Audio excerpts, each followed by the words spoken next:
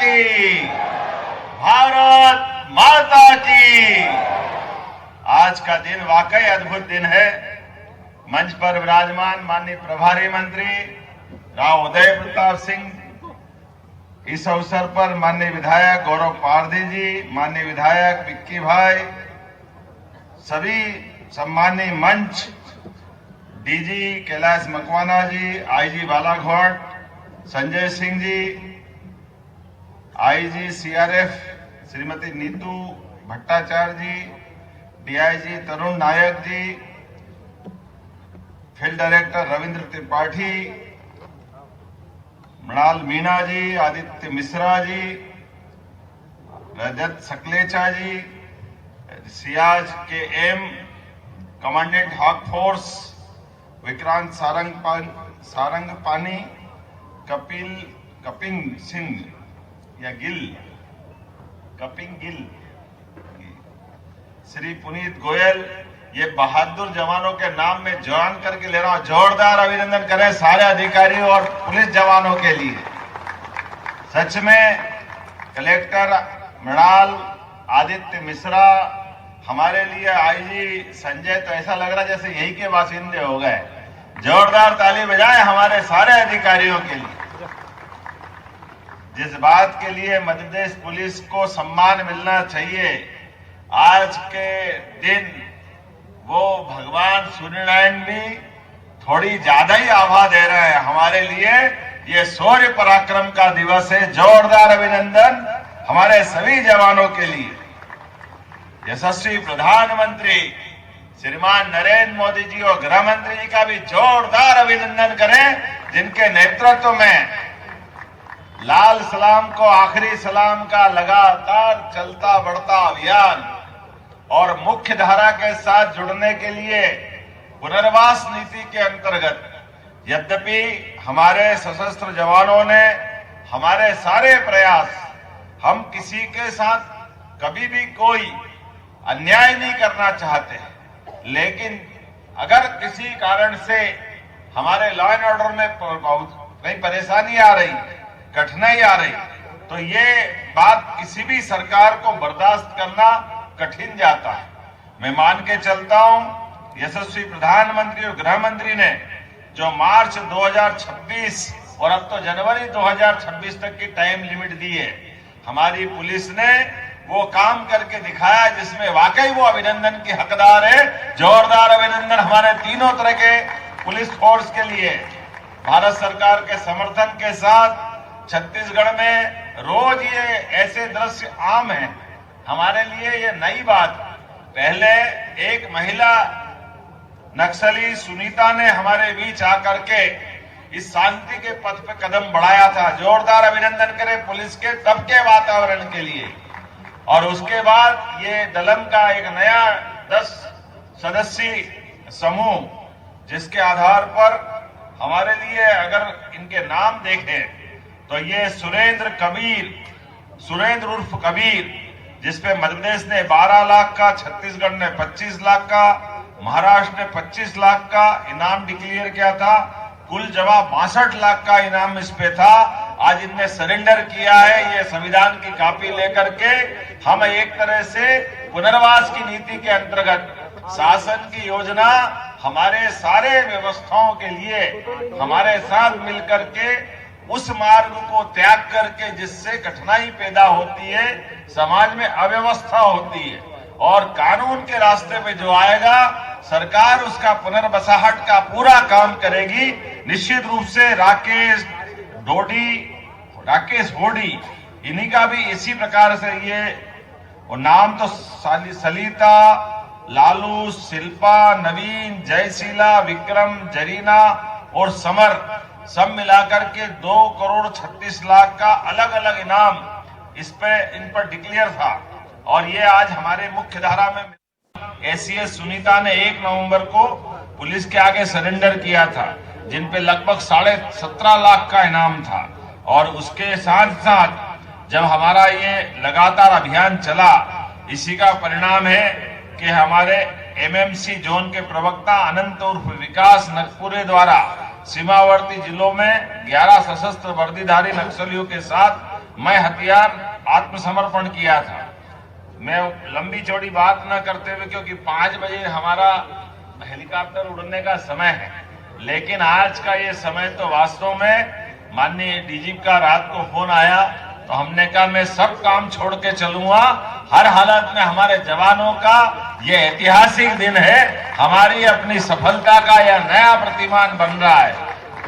जब हम इस दिशा में काम कर रहे हैं, कई प्रकार से बालाघाट जोन को, मैं बालाघाट ही नहीं, मंडला, डिंडोरी, एक के बाद एक लगभग 2 साल के अंदर ये जिले हमारे भारत सरकार की उस लिस्ट से बाहर आए जिसको हम डेंजर जोन में मानते थे। धीरे धीरे करके बालाघाट का भी कान्हा पर्यटन का केंद्र, ये पूरा क्षेत्र, और उम्मीद करेंगे जनवरी तक हम अपने उस संकल्प की पूर्ति मध्य प्रदेश सरकार बालाघाट जिले से भी करके देगी, जिसकी माननीय गृह मंत्री जी ने अपेक्षा की है। जोरदार अभिनंदन करें इस माध्यम से। आज के इस अवसर पर बहुत सारी सौगातें अलग अलग प्रकार से हमारे शासन के द्वारा दी जा रही है और भी देने का प्रयास करेंगे। विशेष सहयोगी दस्ता 882 स्वीकृत पद करते हुए हमने सभी प्रकार से हमारे नवयुवकों को इस अभियान में शामिल होकर के राष्ट्रधारा के साथ हमारी ताकत को बढ़ाने का काम किया है। जनता की सुविधा के लिए भी बालाघाट पुलिस द्वारा दूरस्थ नक्सल प्रभावित क्षेत्रों में 46 एकल सुविधा केंद्र खोले गए।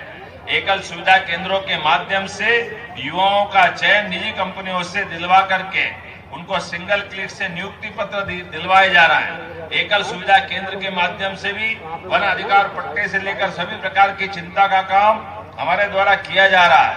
जब हम अपने प्रभाव की बात करते हैं तो इसी वर्ष नक्सलवादी गतिविधि रोकथाम के लिए जिला बालाघाट में 10, जिला मंडला में एक नया कैंप स्थापित किया था, जिससे हमारी नक्सल विरोधी गतिविधियों पर प्रभाव पड़ा और नक्सलवादियों का दायरा सिमटता जा रहा है।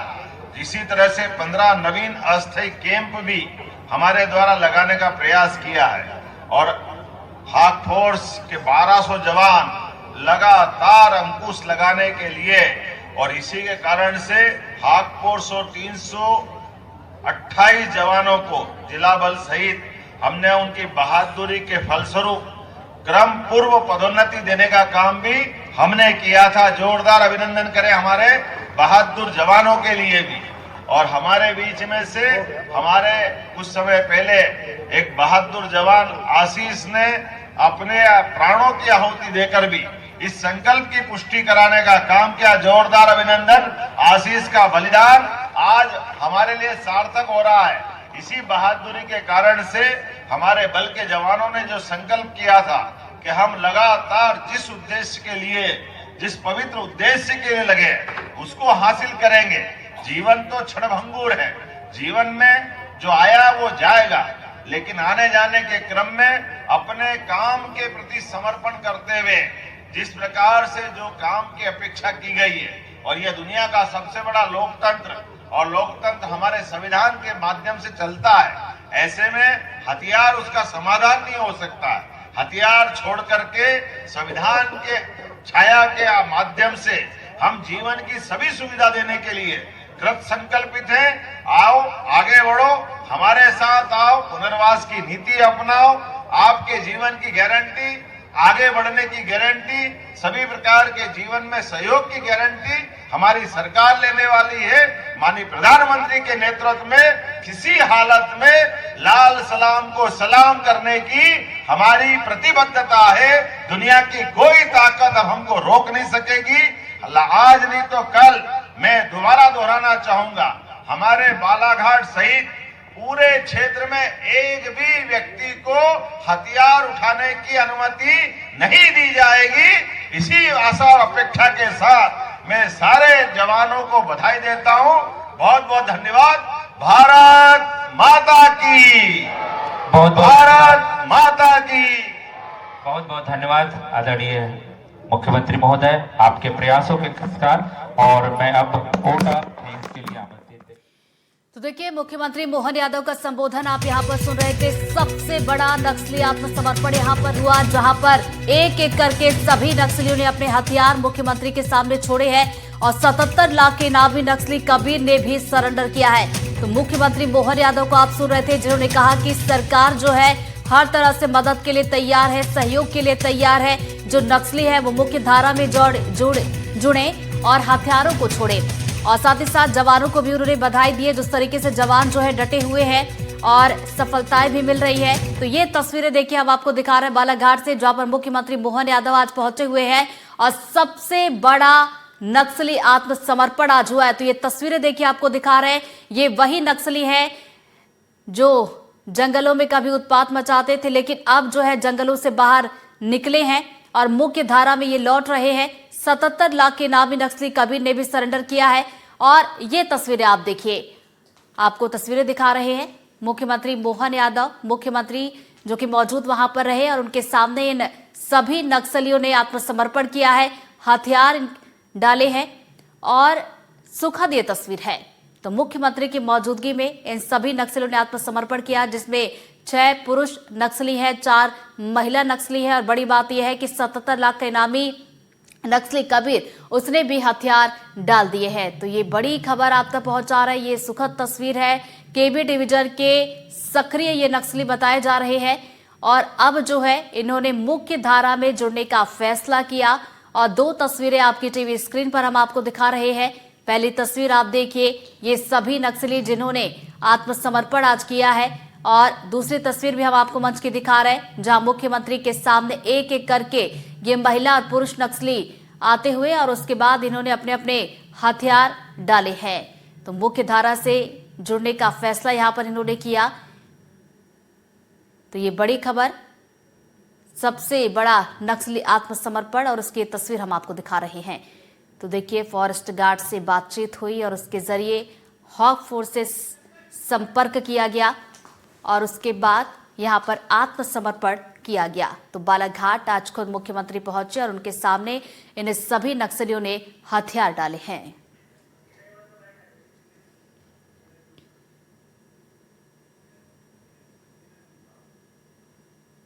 का इनाम नवीन नुप्पो, इस पे भी 14 लाख का, कुल जमा लगभग 2,36,00,000 का इनाम इन विविध अलग अलग प्रकार के 10 नक्सलवादी दलम पे था। इन्होंने सबने पुलिस की योग्य कार्रवाई के कारण से अपने आप को सरेंडर किया है।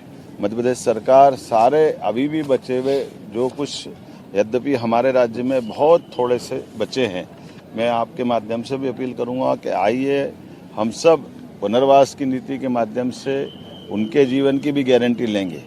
लेकिन ये समय सीमा भी है और यशस्वी प्रधानमंत्री श्रीमान नरेंद्र मोदी जी और गृह मंत्री जी का हमारा सबका संकल्प है कि हर हालत में हमारी धरती पर नक्सलवाद का हम खात्मा करके रहेंगे। तो मैं एक बार फिर आज इस बालाघाट के सारे पुलिस अधिकारियों को, सभी प्रकार के हमारे वरिष्ठ अधिकारियों को, पुलिस जवानों को, सरकार के माध्यम से हम सभी प्रकार के अभियान चलाने के लगातार सतत रूप से उसकी चिंता भी कर रहे हैं और कई कारणों से जनता की जन कल्याणकारी योजनाओं के लिए भी नीचे तक उतारते हुए।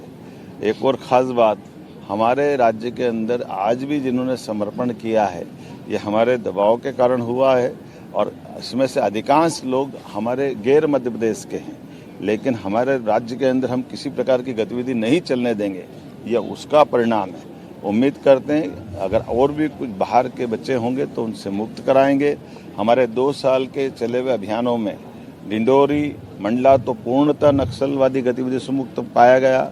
आज के बाद हमारा ये बालाघाट का भी करीब करीब पूरा हिस्सा और खास करके कान्हा, बांधवगढ़, ये जो हमारे टाइगर अभयारण्य है, इनके अंदर जो संभावना रहती थी वो भी शून्य हुई है।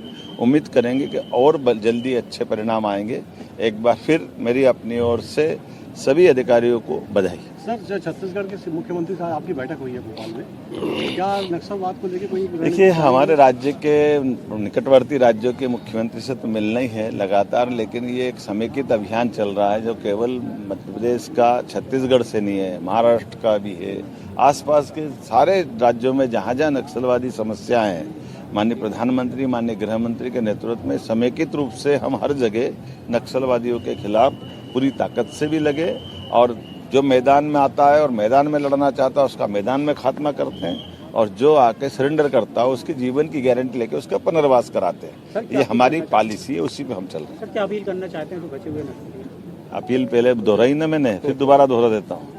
जो हमारे साथ आकर के हथियार का समर्पण करना चाहता है तो उसकी जीवन की गारंटी हमारे द्वारा ली जा रही है। उसके जीवन के पुनर्वास को लेकर के सभी प्रकार के आजीविका के लिए जुड़े हुए जो जरूरत होगी वहाँ भी मदद करेंगे। मकान से लगा करके बाकी चीज़ों की चिंता करेंगे। इनाम भी देने वाले हैं और उसी के अलावा भी और कहीं कोई किसी प्रकार के कष्ट होगा उसमें भी हम खड़े हैं। लेकिन हथियार उठा करके जो संघर्ष की इच्छा रखते हैं उनसे हम दबने वाले नहीं, उनको ठिकाने लगाएंगे। सर एक वनकर्मी की भी भूमिका देखी गई है सर। तो मुख्यमंत्री मोहन यादव को आप सुन रहे थे, आत्मसमर्पण यहाँ पर नक्सलियों ने किया है। उसके बाद वो संबोधित कर रहे थे, जहां पर उन्होंने कहा कि जो हथियार लेकर जो संघर्ष कर रहे हैं उन्हें छोड़ा नहीं जाएगा, बख्शा नहीं जाएगा और उनके खिलाफ जो कार्रवाई है वो की जाएगी। तो आज देखिए एक बड़ा नक्सली आत्मसमर्पण हुआ। 77 लाख का इनामी नक्सली कबीर जिसने आत्मसमर्पण किया, साथ में और 9 नक्सली थे, उन्होंने भी आत्मसमर्पण किया। तो मुख्यमंत्री के सामने यहाँ पर सभी नक्सलियों ने एक एक करके अपने हथियारों को छोड़ा है और मुख्य धारा में ये लौटे हैं।